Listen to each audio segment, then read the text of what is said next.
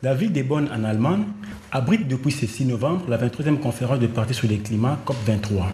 Pendant 11 jours, cette grande rencontre d'action pour le climat sera une tribune pour les pays membres de faire une évaluation sur l'engagement de la planète entière en faveur du climat. Il y a 2 ans que la planète entière s'est liguée pour combattre le réchauffement climatique en signant l'accord de Paris sur le climat. L'heure est à présent la transformation des paroles en actes. Une des tâches de cette COP23 posée par les îles Fidji est celle de préparer les dialogues de facilitation qui portera sur la révision des contributions nationales à la hausse afin d'atteindre les buts fixés par l'accord de Paris. Beaucoup d'autres sujets s'invitent également à cette conférence, notamment le désengagement des États-Unis de l'accord de Paris. Une situation qu'il faudrait bien gérer, car si les risques semblent modérés, il n'est pas impossible que certains pays qui redoutent les règles auxquelles ils seront soumis puissent eux aussi se désengager de l'accord de Paris au même titre que les États-Unis. À ce titre, une attention toute particulière sera portée au cas de la Russie, seul pays du G20 avec la Turquie qui n'a pas ratifié le texte à l'heure actuelle. Sensibiliser la planète sur la situation des îles Pacifiques, voilà une autre question clé de cette COP23. Les îles Marshall, les Tuvalu et les Kiribati sont extrêmement menacées par la montée des eaux. Raison pour laquelle, dès l'ouverture des travaux, le président de la COP23, Frank Bainimarama, a appelé le monde à agir pour le climat. Il fait de relever que cette 23e réunion pour le climat s'annonce aussi comme une conférence plutôt technique qui vise à préparer la COP24 qui se tiendra en Katowice, en Pologne. C'est à ce moment-là que l'on connaîtra les détails de la mise en œuvre concrète de l'accord de Paris que Laurent Fabius avait décrit comme ambitieux et équilibré. Visiblement, les impacts des différentes catastrophes naturelles comme l'ouragan Irma et Harvey, qui ont été les plus violents jamais enregistrés dans le Pacifique, ont encore les esprits à bonne. De quoi réveiller la conscience des uns et des autres sur l'accomplissement des promesses qu'ils ont faites.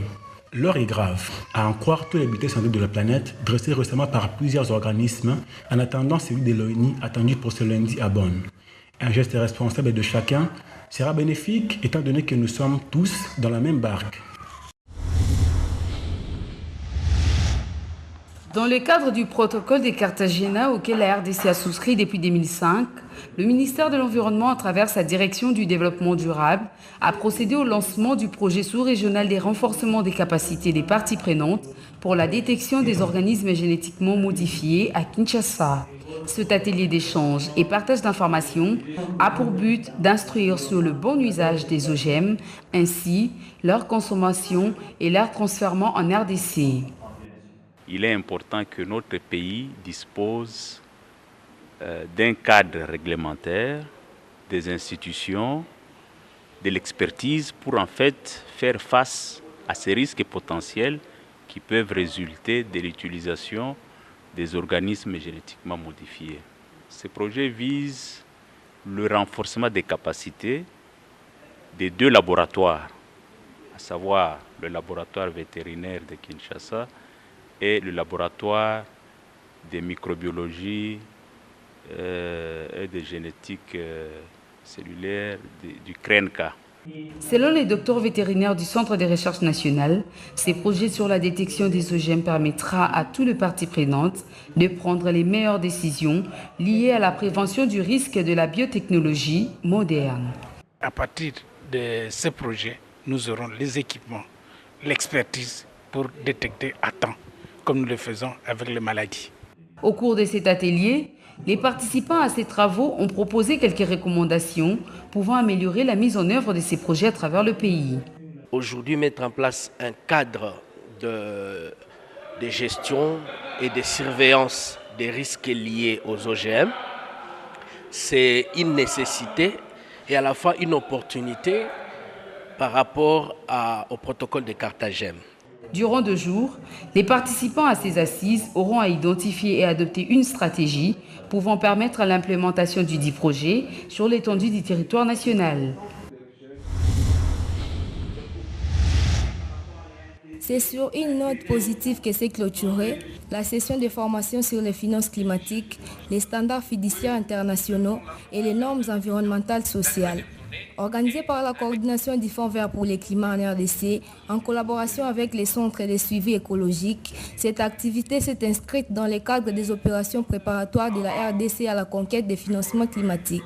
Accord de Paris, architecture de la finance climatique, genèse du Fonds vert pour le climat et les normes fiduciaires de base Tels sont les quelques thèmes qui ont été développés au cours de cet atelier de renforcement des capacités.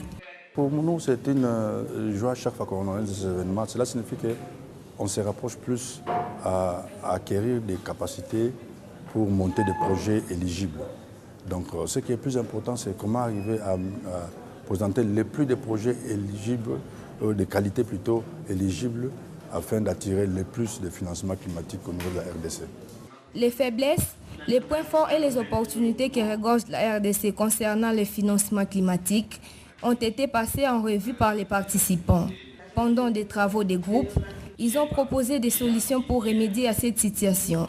On a essayé, pour les points forts, de trouver des propositions qui permettent de remédier à ces points forts. Pour les points faibles, donc, on devait trouver des propositions pour améliorer ces points faibles. Pour les opportunités, on devait faire des propositions pour voir dans quelle mesure la RDC pourrait bénéficier davantage de ces opportunités. Et pour les menaces, on devait faire des propositions pour voir dans quelle mesure la RDC pourrait faire face à ces menaces. Conscients de la responsabilité qui les incombe sur les questions de finances climatiques, les participants ont émis le vœu de faire bon usage des connaissances accumulées au cours de cette formation au profit de la RDC. Pour nous, c'est une formation très importante et pertinente dans la mesure où nous sommes une agence spécialisée en gestion des projets et que ce sont des normes que nous allons mettre en pratique dans le cadre de l'économie verte. La RDC étant un pays stratégique dans la lutte contre les changements climatiques, il est important qu'elle soit suffisamment outillée sur les questions de finances climatiques. Après Kinshasa, cet atelier s'étendra à l'intérieur du pays, ont rassuré les responsables de la coordination nationale du Fonds vert pour le climat. En bref, malgré l'incertitude qu'entrevoient certains experts sur l'atteinte des objectifs de la 23e conférence des parties sur le climat, l'accord de Paris, quant à lui, continue d'élargir sa liste des signataires. La délégation d'Hamas a annoncé la signature de l'accord de Paris par la Syrie. Une décision qui isole davantage les États-Unis, qui ont décidé de se retirer de cet accord. En RDC, dans le sud Kivu, un jeune homme de 12 ans succombe dans une rivière après des fortes pluies diluviennes qui se sont abattues le 7 novembre dernier à Bukavu. Il s'est de rappeler que les glissements des terrains dans cette contrée a coûté la vie à une avocate et son enfant l'an dernier. Cette situation appelle des regards assez particuliers pour y remédier. Dans cette même partie du pays, un institut technique de renommée sous-régionale, Fundi Mandeleo, est en voie de disparition suite à des glissements des terrains causés par des fortes pluies et l'abattage d'arbres dans cet établissement. Les élèves de cette école appellent les autorités tant locales que nationales de voler à leur secours. Face aux enjeux de l'heure, les membres de la société civile environnementale regroupés au sein du groupe de travail Climat RED Rénové ont adopté ce samedi 4 novembre une position commune en vue de faire entendre la voix de la République démocratique du Congo à la 23e conférence des partis sur le climat COP23 qui a ouvert ses portes à Bonn ce lundi 6 novembre 2017. Cette activité que nous avons organisée avec l'appui des Forest Program People entre juste en phase de nos programmations par rapport à nos stratégies, de pouvoir réunir les différents experts du groupe de travail Climat RED Rénové qui travaillent dans la thématique pour pouvoir peaufiner nos idées afin d'avoir une position dans les négociations que les États ou notre gouvernement est en train de mener par rapport à cette COP qui est très stratégique. Le GTCR Rénové entend à travers les discussions à Bonn faire entendre la voix des communautés locales et celle des peuples autochtones qui, depuis la nuit des temps, ont toujours conservé les écosystèmes forestiers. Ce que nous attendons, c'est que dans tous ces arrangements, dans toutes les négociations, dans tous les instruments qui sortiront ou bien qui seront développés pendant la réunion à Bonn, que la question de droit des communautés autochtones et locales, des communautés forestières puisse prendre sa place. Au total, une vingtaine de délégués de la société civile, membres du GTCR Rénové, effectueront le déplacement de Bonn. Sur la liste des actions à mener à la COP23 figure également le lobbying autour des tourbières, découvertes récemment dans la province de l'Équateur, qui, selon ces experts, est un élément de plus pour pouvoir prendre au sérieux les rôles que les communautés jouent dans la gestion durable des ressources forestières en RDC.